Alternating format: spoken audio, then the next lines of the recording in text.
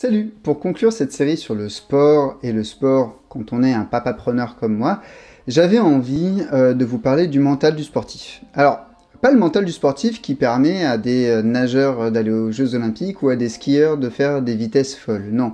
Le mental du sportif du dimanche, comme moi, comme peut-être vous, du sportif amateur. Le mental du sportif amateur, il se base sur 3 éléments. Le premier de ces éléments, en fait, c'est l'absence de doute. Une fois qu'on a pris la décision de faire du sport et d'en faire régulièrement, douter de cette décision, c'est créer des vents contraires, créer de la friction et donc créer des opportunités d'abandonner, de finir sur son canapé. Attention, on a le droit d'avoir des jours sans, mais quand on a trop de jours sans, on n'a plus de progrès et on n'a plus de plaisir à faire ce qu'on veut. Ce que je veux dire par là, c'est que la prise de décision, elle est très simple.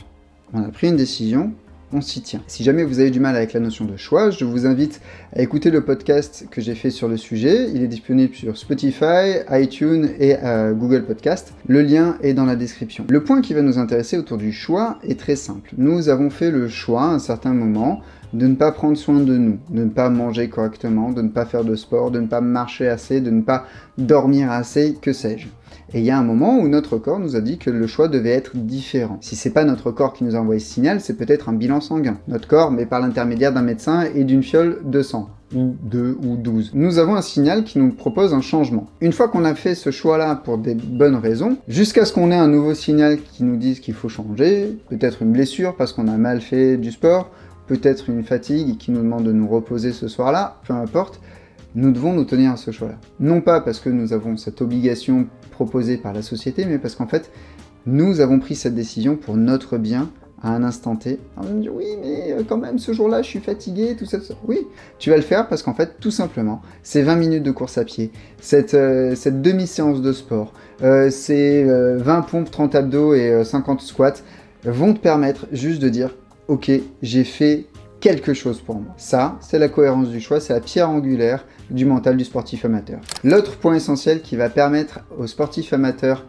de continuer à faire du sport et surtout de le faire volontairement, c'est la notion de plaisir. Le sport, c'est quelque chose qui se découvre et qu'on apprend à apprécier. Comme on a appris à apprécier un bon café, un bon vin, un bon whisky. On apprend à apprécier le sport, à apprécier la petite fatigue qu'on a derrière, à apprécier le fait d'avoir réussi son objectif du jour, que ce soit de faire X séries ou d'aller courir ou d'aller en haut d'une montagne et ainsi de suite. Le plaisir, il est là. Il est dans la réalisation. Il n'est pas dans l'objectif final, qui est quelque chose dont on parlera plus tard. Il est dans le fait d'avoir réussi aujourd'hui à tenir notre engagement. Ce plaisir-là, il nous permet quoi? Il nous permet en fait de capitaliser dessus, de continuer à profiter et surtout de nous rappeler pourquoi nous sommes là.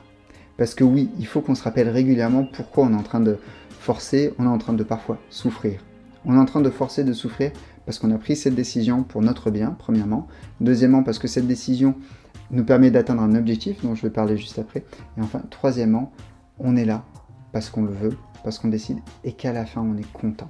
On n'est pas simplement content parce qu'on a des endorphines plein le sang. On est content parce qu'en fait, chaque jour où on atteint nos objectifs, où on vit selon notre vision du monde, il y a un plaisir stable, durable et profond qui s'installe. Le jour où tu arrives à faire ton sport, à bosser, à passer du temps avec ta femme et tes gosses, enfin en tout cas je sais que pour moi c'est des jours où je suis rechargé. Le soir je dors très bien, mais alors je suis rechargé mentalement. C'est ultra essentiel, c'est ultra important parce qu'en fait cette notion de plaisir dans l'action, dans le sport amateur, elle doit être là. Le troisième point, j'en ai déjà parlé là et j'en ai parlé dans une précédente vidéo, c'est la notion d'objectif. Les objectifs autour du sport amateur sont des objectifs OK. OK parce qu'ils sont réalisables, réalistes, oui, mais ils sont surtout contextualisés et ils sont adaptables. Et si je vous en parle, c'est parce qu'en fait, je vous invite à vous poser des objectifs OK. C'est des objectifs ambitieux qui vous font envie, mais des objectifs qui sont sympa à atteindre, qui vont pas vous demander non plus de tout changer instantanément. Voilà globalement ce que j'avais à vous partager. J'aimerais juste vous rappeler une chose, c'est que quand on fait du sport dans notre quotidien, on se fait du bien et on pose un acte juste. Ça, c'est un truc de stoïcien et ça sera l'objet d'une autre vidéo. Mais quand on pose l'acte juste, on est dans notre chemin et dans notre cheminement et il n'y a rien de plus précieux que ça. Allez, bisous.